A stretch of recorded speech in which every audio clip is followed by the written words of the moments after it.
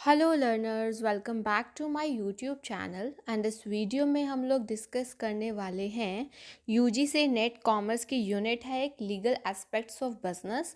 उसका एक टॉपिक है duties and rights of baler. Indian contract act 1872 के अंदर ये सब टॉपिक है और मैं आप लोगों के साथ हर एक टॉपिक को डिटेल में डिस्कस करूँगी ताकि हमारा कोई भी क्वेश्चन ना रह जाए और आप लोगों के जो कॉन्सेप्ट्स हैं वो अच्छे से क्लियर हो जाए। ठीक है, हम लोग कोई भी टॉपिक स्किप नहीं करेंगे, जितने ज़्यादा टॉपिक्स हो सकेंगे उतने ही करेंगे। ठीक है, इससे पहले के जो टॉपिक्स हैं जो डिस्कस हो चुके हैं उनकी जो वीडियोस है उनकी प्लेलिस्ट का लिंक डिस्क्रिप्शन बॉक्स में मैंने प्रोवाइड किया है, आप वहाँ क्लिक करके देख सकते हो। ओके, और अगर अभी तक आप लोगों ने इस यूट्यूब चैनल को सब्सक्राइब नहीं किया है देन यू कैन सब्सक्राइब और बेल आइकन को प्रेस कर सकते हो ताकि आपको मेरे अपकमिंग वीडियोस का टाइमली नोटिफिकेशन मिल सके। तो हम स्टार्ट करते हैं हमारे इस वीडियो को, duties and rights of the baler. So first of all, ये ड्यूटीज़ और रिस्पॉन्सिबिलिटीज़ डिस्कस करने से पहले आप लोगों को याद होगा कि मैंने आपको कॉन्ट्रैक्ट ऑफ बेलमेंट में बेलर का मीनिंग बताया था। क्या होता है बेलर? देखो, जो पर्सन ट्रांसफ़र करता है अपना पोजेशन, सपोज ए जो है, ठीक है, उसने टेलर को क्या दिया? अपना सूट स्टिच करने के लिए दिया, मतलब फैब्रिक दिया। तो यहाँ पर ए हमारा क्या हो गया? बेलर हो गया। ठीक है, और टेलर यहाँ पे क्या हो गया? बेली हो गया। या फिर ए है, अपने बी फ्रेंड को उसने बाइसिकल दी फॉर यूज़, तो ए यहाँ पर बेली है और बी क्या है हमारा? ए बेलर है और बी क्या है? बेली। ठीक है, यानी कि जो पर्सन ट्रांसफ़र करता है पोजेशन दैट इज़ बेलर और जिसको किया जाता है वो होता है बेली। तो ये कॉन्सेप्ट भी क्लियर होना चाहिए। अब हम बात करते हैं क्या क्या बेलर की रिस्पॉन्सिबिलिटीज़ बनती हैं या ड्यूटीज़ हैं। सो फर्स्ट ऑफ ऑल है to disclose faults in the goods bailed, यानी कि जिन गुड्स को वो बेल कर रहा है और अगर उनमें कोई भी फॉल्ट है तो उसकी ड्यूटी बनती है ये डिस्क्लोज करना। ठीक है, according to section 150 it is the duty of the bailor to point out all the defects in the goods that he is delivering which are known to the bailor, यानी कि जो उसे पता है एटलीस्ट उसको वो तो क्या करने चाहिए? बताने चाहिए। किसको बताने चाहिए? बेली को बताने चाहिए। ओके, उसके बाद देखिए, if the baler does not make such disclosure, अगर बेलर ये डिस्क्लोजर नहीं करता है तो अगर बेली को इसकी वजह से कोई डैमेज होता है तो वो बेलर ही रिस्पॉन्सिबल होगा। ठीक है, अगर मान लो यहाँ पर अगर देखो, if the goods have been given on rent, the person giving the goods on rent is responsible for the all faults even if he is not aware of them। यानी कि अगर एक चीज़ ध्यान रखना, अगर आपने रेंट पे कोई चीज़ दी है और जो भी पर्सन इसको गिव मतलब इन गुड्स को दे रहा है तो वही रिस्पॉन्सिबल होगा चाहे वो अवेयर है या नहीं है।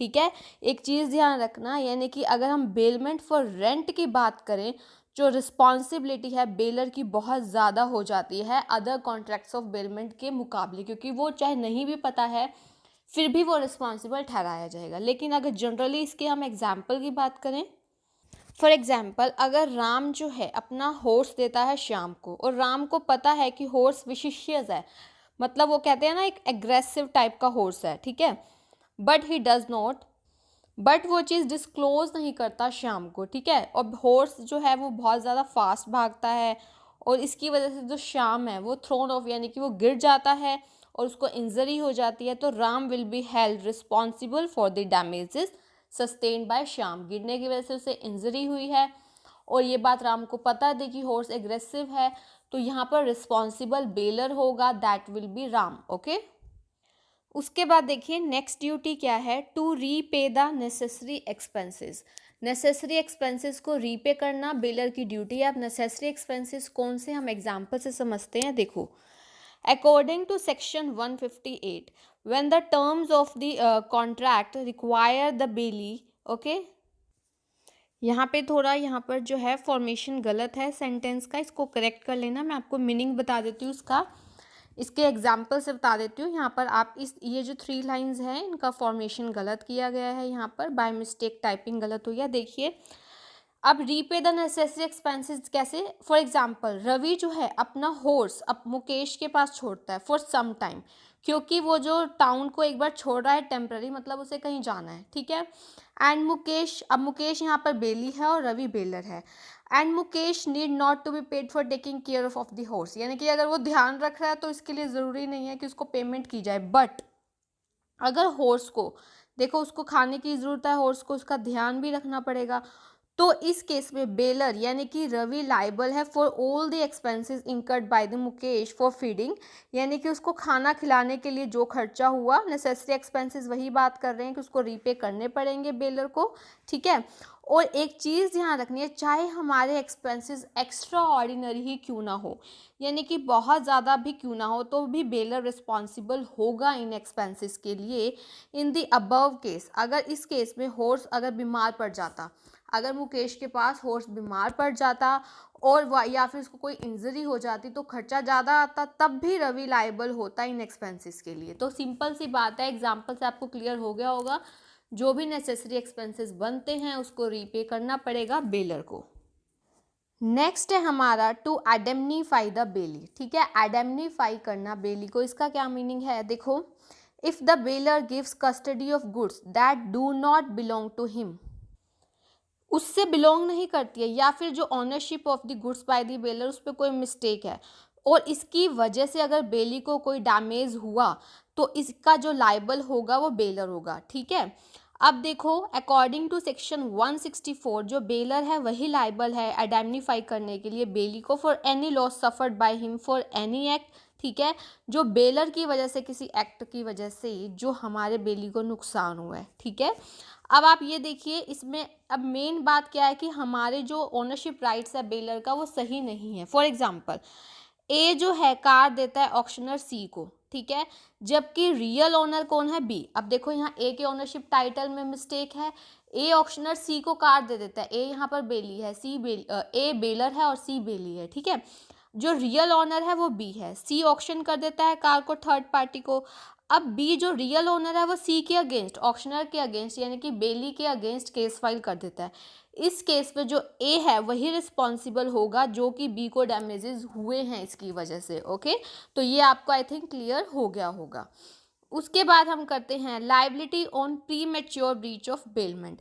अगर प्री मैच्योर यानी कि टाइम से पहले, एक्सपायरी ऑफ टाइम से पहले अगर बेलर क्या करता है, ब्रीच कर देता है कॉन्ट्रैक्ट ऑफ बेलमेंट को, तो क्या होगा, तो उसकी लाइबिलिटी बनेगी। कैसे लाइबिलिटी बनेगी, जैसे मान लो जो पीरियड, जैसे 3 मंथ्स के लिए उसने दी थी, ओके, 3 मंथ्स के लिए उसने दिया था सामान, अब वो 2 मंथ्स में ही, मतलब प्री मैच्योर उसका क्या करना चाहता है, ब्रीच करना चाहता है, और जल्दी लेने की वजह से जो बेली को नुकसान है वो बहुत ज़्यादा हो गया प्रॉफिट की। देखो 2 महीने में जितना उसको प्रॉफिट हुआ ना, उससे ज़्यादा तो उसको नुकसान हो गया प्री मैच्योर की वजह से। तो जो डिफरेंस आएगा वो किसको देना पड़ेगा, बेलर को देना पड़ेगा। अब देखिए इस पॉइंट को, if the bailor demands and takes off the goods before the expiry of the bailment and the bailee has to suffer a loss, देखो उसको सफ़र इसकी वजह से लॉस करना पड़ा, greater than the profit he has made during the period of bailment of such goods, उसके ज़्यादा, ठीक है,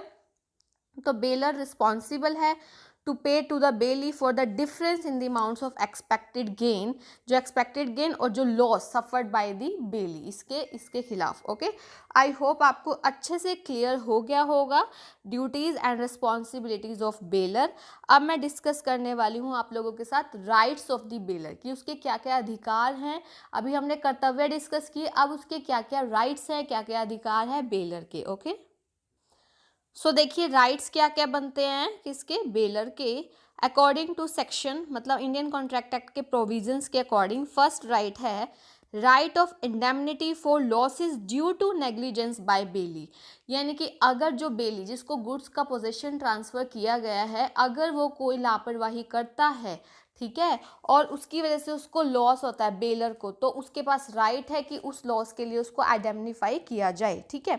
according to section 152 it is the duty of the bailor to take proper care of the goods kept with him by the bailor, ठीक है, यानी कि जो भी बेली के पास गुड्स रखी गई हैं उसकी रिस्पॉन्सिबिलिटी बनती है कि वो उनकी प्रॉपर केयर करे। अगर वो ऐसा नहीं करता है, मतलब जैसा कि एक ऑनर को करना चाहिए अंडर नॉर्मल सर्कमस्टांसेस, और या फिर वो केयरलेस रहता है, तो बेलर के पास जो है इस चीज़ का क्या है, राइट है to be caused for the damage caused by the bailee's negligence, ठीक है। ये देखिए यहाँ पर यहाँ नॉट वर्ड नहीं आएगा क्योंकि राइट है। फॉर एग्जाम्पल, अगर उसने लापरवाही की बेली ने और गुड्स चोरी हो गई या डैमेज्ड हो गई तो लाइबिलिटी यहाँ पर किसकी रहेगी? बेली की रहेगी, और इसके लिए उसको बेलर को पेमेंट देनी पड़ेगी इस डैमेजेस के लिए। ओके, उसके बाद देखिए second point, termination of bailment on inconsistent use by the Bailey.